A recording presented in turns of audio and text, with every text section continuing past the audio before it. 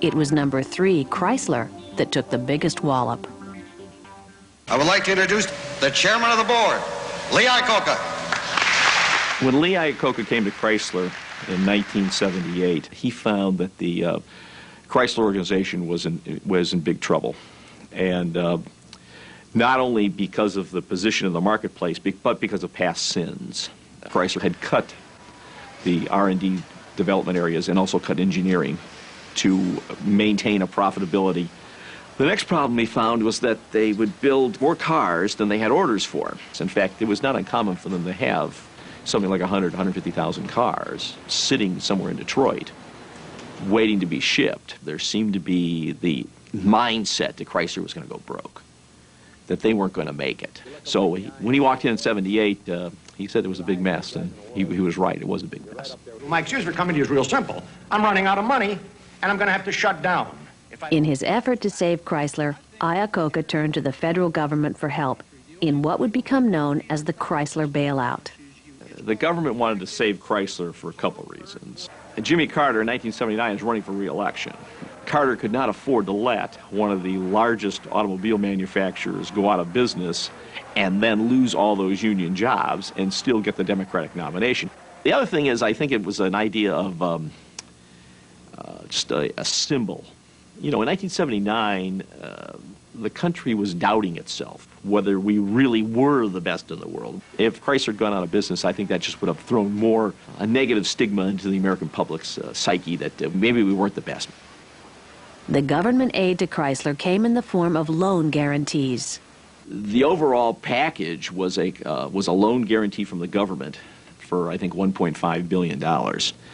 And then there were a series of concessions given by suppliers, by union people, by state and local governments. The union had to give back, I think it was $2 an hour to Chrysler, plus take some freezes, plus allow some changes in work rules, and allowed Chrysler the ability to close some plants. The UAW was willing to agree to these terms because I really had no other options.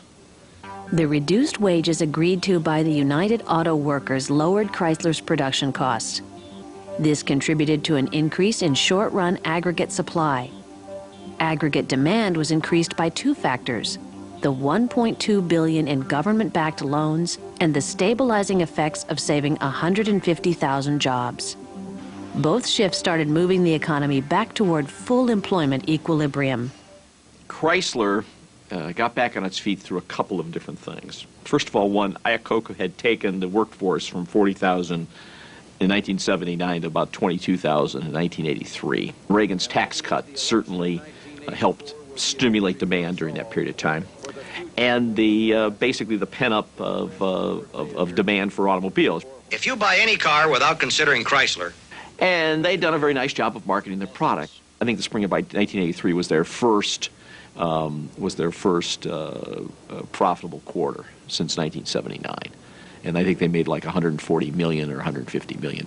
And then from then on, it was pretty much straight up for them. The union wages with Ford and General Motors and Chrysler came back into a parity in the late 80s. The government's intervention helped Chrysler to recover and retain its place as one of the big 3 U.S. automobile companies. In 1999, Chrysler merged with the German auto manufacturer Daimler to become an even bigger player in the global marketplace. Given this successful outcome, was the Chrysler bailout the right thing to do? I would argue that the federal government should not have done this. If we are going to allow families, in particular women, young women with young children, to be subject to the forces of the market, then it's hard for me to justify why a multi-billion-dollar corporation should, in effect, receive federal government assistance, and why that corporation shouldn't similarly be subject to the forces of the market. The bailout saved the stockholders of Chrysler. That's not an appropriate government policy to go around saving stockholders. We either get $1 billion, or in about 12 months, you got $2.7 billion to take care of these people. In what? Not seed of training. You won't train them fast enough. It's in welfare payments. Chrysler came to the government as a private corporation, a profit-making corporation, and said that we need your unprecedented help don't let us fail, because the economy will go down with it. In terms of economic rationale, you don't want to encourage bailouts, throughout the economy. What if several other companies took cue from that and thought that they could be careless or not quite as responsible in their affairs? But I'm not sure that there is evidence of any long-term serious problem that was caused in the economy. Basically, it is still not a very good idea for the government to create an environment where there are distortions in the marketplace or in the economy. Competition's competition, and I like competition. And the more competition there is in the automobile business, the better it is for all consumers.